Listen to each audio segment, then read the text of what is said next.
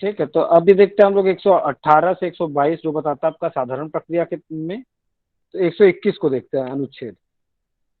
अनुच्छेद 121 कहता है संसद में चर्चा पर निर्बंधन के बारे में। किस बात का कहता है कि जो संसद में जो भी चर्चाएं होती है उसको क्या है, आप पढ़े ना, विशेषाधिकार जो पढ़े आपने, ठीक है। उस विशेषाधिकार के क्या है कि वो किसी भी बात की चर्चा कर सकता है, कुछ भी बोल सकता है संसद के भीतर रहते हुए। उन सारी चीजों को वो क्या है वहां पे कर सकता है। जिस संसद में किसी के बारे में कुछ बोले, वो विधेयक के बारे में बोले, किसी नेता को बोले, उन सारी की बातों को वो क्या कर सकता है, कुछ भी कह सकता है। और उनके साथ मतलब उनको एक जो उनकी अभिव्यक्ति की जो पावर जो मिली हुई है, उसके तहत उसको वाक स्वतंत्रता जो मिली है, तो वो कुछ भी कह सकता है। ये किसके तहत आपको बताया, अनुच्छेद 105 में बताया गया, उसके विशेषाधिकारों में। तो अब उसी में है कि देखिए अभी उस अनुच्छेद का निर्बंधन की जब हम बात करेंगे कि उनकी को किन बातों की चर्चा, 121 ये उसके ऊपर निर्बंध है या रोक है, ठीक है, कि वो इस बात का निबंधन है। तो वो क्या है आपका, कि उच्चतम न्यायालय द्वारा किसी उच्चतम न्यायालय द्वारा या किसी उच्च न्यायालय के किसी न्यायाधीश के अपने कर्तव्य के निर्वहन में किए गए आचरण के विषय में संसद में कोई चर्चा इसमें इसके पश्चात उद्बंधित रीति से या उस न्यायाधीश को हटाने की प्रक्रिया करने वाले समाधान राष्ट्रपति के समक्ष प्रस्तुत करने के प्रस्ताव पर होगी, अन्यथा नहीं। ये जो आपका है 121, इसको अच्छे से समझिए कि देखिए संसद को क्या दिया गया है आपका, 105 के तहत क्या दिया गया है, विशेषाधिकार दिया गया है, ठीक है।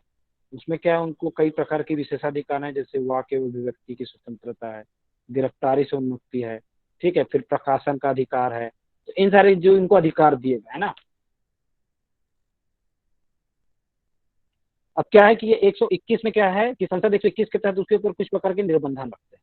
अभी निर्बंधन क्या है आपके, दो बातों से संबंधित, एक आपका सुप्रीम कोर्ट या उच्चतम न्यायालय और दूसरा हाई कोर्ट। तो इन चीज थे आपके जो न्यायाधीश थे, ठीक है, उनके संबंध में कोई भी चर्चा नहीं की जा सकती, ठीक है। ये इस बात का निर्बंध है, समझ आया। ये क्या है आपका, फिर से देख लो कि 121 के तहत निर्बंधन अधिकृत करता है किसके ऊपर, संसद के ऊपर। तो संसद में आपका दोनों आ जाएगा, कौन सा, लोकसभा और राज्यसभा। तो ये क्या है, जो सुप्रीम कोर्ट है और हाई कोर्ट है, इसका कोई भी निर्णय है, कार्यवाही है, या कोई भी जो न्यायाधीश इससे संबंधित है, ठीक है, उनके क्या है, उनके संबंध में किसी भी प्रकार का वो प्रश्न नहीं पूछ सकता है या चर्चा नहीं कर सकता है, ठीक है, किसी भी प्रकार का कोई चर्चा नहीं कर सकता। ये इनके ऊपर एक प्रकार का निर्बंधन लगाया गया है। यह बात कब 121 कब लागू नहीं होगी, कब लागू नहीं होगी, जब आपका सुप्रीम कोर्ट या हाई कोर्ट के किसी जस्टिस का जो मामला है,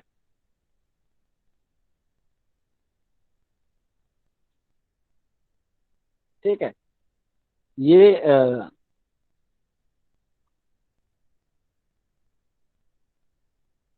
ठीक है, तो यहाँ पे देखिए आप लाइन में कि कोई चर्चा इसमें पश्चात उद्बंधित रीति से उस न्यायाधीश को हटाने की प्रार्थना करने वाले समावेदन को राष्ट्रपति के समक्ष प्रस्तुत करने के प्रस्ताव पर नहीं होगी, अन्यथा, ठीक है। तो ये केवल कब होगा कि यदि उस जस्टिस को हटाने या उसके ऊपर महाभियोग चलाने की प्रक्रिया के संबंध में है, ठीक है, तो ये चीजें क्या होगी, तब चीजें ये लागू नहीं होंगी। तो ऐसा ये निर्बंधन क्या होगा, ये हट जाएगा। बात समझे कि आप क्या है कि संसद में कोई भी है, जो भी जो संसद के जो सदस्य हैं, उनको विशेष मिला हुआ है कि वो कुछ भी सुप्रीम कोर्ट में या जो कार्रवाई हो रही है या जस्टिस भी प्रश्न नहीं पूछ सकते ना कह सकते।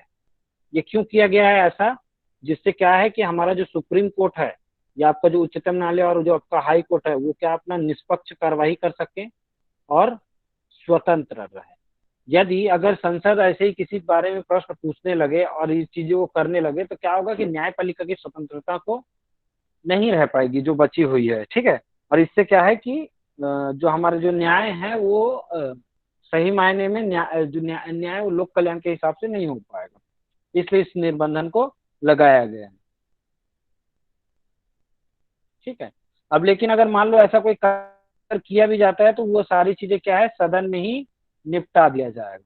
वैसे तो कुछ बोला नहीं जा सकता, लेकिन अगर कोई मामला थोड़ा बहुत कहीं से कनेक्टेड हो जाता है तो वो क्या है, सदन ही उसको वहीं के वहीं अपना जो है निपटाने का कार्य करेगा। ये आपका कहता है 121 के तहत। ठीक। अब ये देखते हैं 122। 122 कहता है कि न्यायालय द्वारा सदन की कार्यवाही की जांच ना किया जाना। पहले हमने 121 में क्या देखा कि जो आपका जो संसद है उसके ऊपर किस प्रकार का निबंधन है कि वो सुप्रीम कोर्ट और हाई कोर्ट की कार्रवाई पर किसी प्रकार का वो नहीं कर सकती है, प्रश्न नहीं पूछ सकती है। ठीक है। उसी प्रकार क्या है कि जो संसद की जितनी भी कार्रवाई हो रही है उस पर न्यायालय को भी है कि उसकी कार्रवाई की जांच। अभी कार्रवाई की जो आपकी जो संसद है, इनकी जो कार्रवाइयां होती है, ठीक है, जो हमने अभी तक पढ़ा पूरा कि इनको अपना जो विधेयक पारित करना है, इनको अपना साधारण विधेयक प्रस्तुत करना है, उसके ऊपर यदि उसको पुनर्विचार के लौटा दिया जाता है वो चीजें, तो सारी चीजें जो भी होती है वह क्या है, वो कहीं भी जांच का विषय नहीं होगी। जो भी जांच का विषय होगी तो वो संसद ही उसको सर्वे सर्वा होगा, उसको वही निपटाएगा।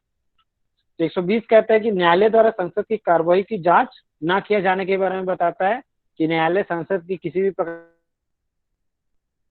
संसद किसी कार्यवाही की मान्यता को प्रक्रिया के किसी अभिकथित अनियमितता के आधार पर प्रश्नगत नहीं किया जाएगा। दूसरा कहता है कि संसद का कोई अधिकारी या सदस्य जिसमें इस संविधान द्वारा या इसके अधीन संसद में प्रक्रिया या कार्य संचालन का विनियमन करने की अथवा व्यवस्था बनाए रखने की शक्ति निहित है, उन शक्तियों को अपने द्वारा प्रयोग के विषय में किसी न्यायालय के अधीन नहीं होगा।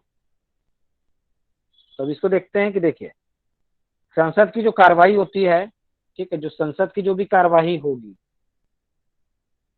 इस पे क्या है, जिसका जो नियंत्रण होगा, ठीक है, वो हमेशा किसका होगा, संसद का ही होगा। इस पर किसी भी प्रकार का क्या है कि चाहे सुप्रीम कोर्ट या हाई कोर्ट या कोई भी जो न्यायालय है वो इस पर नियंत्रण नहीं कर सकती। नियंत्रण अर्थात कि वह किसी भी चीज की ना वो जांच नहीं कर सकती है कि जो भी कार्यवाही संसद में हो रही है उन सारी चीजों की। ठीक है। यदि उन प्रक्रियाओं में अगर अनियमितता भी है, ठीक है, इनरेगुलर है, ठीक है, तब भी क्या है कि जो आपका न्यायालय है वो उसको पूछ नहीं सकता कि उसकी ये जांच नहीं कर सकता कि ये क्यों अनियमित है या इस प्रक्रिया का क्यों पालन नहीं किया गया है। यदि प्रक्रिया संबंधी कोई अनियमितता रहे भी करने का जो अधिकार है वो केवल किसके पास होगा, संसद के पास होगा। अर्थात यह है कि जो संसद है उसकी कार्रवाइयों में अगर कोई किसी भी प्रकार की का प्रश्न उठता है, प्रश्न चिन्ह उठाया जाता है कि हाँ भाई आपकी कार्रवाई में कोई दिक्कत थी, कोई अनियमितता थी, तो उस जांच करने का भी पावर इसके पास, संसद के पास है। इसके ऊपर कोई भी जो कोर्ट है, ठीक है, चाहे सुप्रीम कोर्ट हो चाहे हाई कोर्ट हो, वो इस पर हस्तक्षेप नहीं कर सकता है।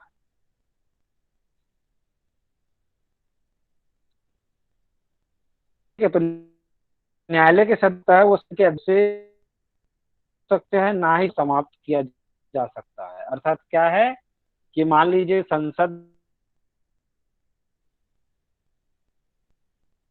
की सभा है और जो राज्यसभा है इसके जो अध्यक्ष और सभापति होते हैं, ठीक है, ये चेयरमैन और जो उनके जो अध्यक्ष होते हैं, तो उनका जो कार्य है उस पर किसी भी प्रकार का रोक क्या है, जो भी कोई भी कोर्ट नहीं लगा सकती है। ठीक है। और यदि कोई संसद ने कोई विधेयक पारित कर दिया है तो उस विधेयक को क्या है, शुरू में नहीं रोका जा सकता। वो भले ही क्या है, वो विधि बनने के बाद उसकी विधि को चुनौती जा सकती है, लेकिन उसमें जो प्रक्रियाएं होती है उसमें उस पर कोई भी कार्यवाही किसी भी न्यायालय के द्वारा नहीं किया जा सकता।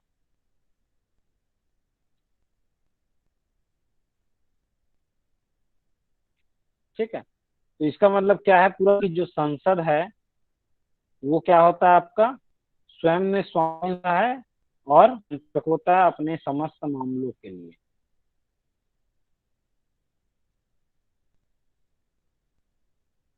ठीक है। सारी बातें थी आपकी किससे संबंधित,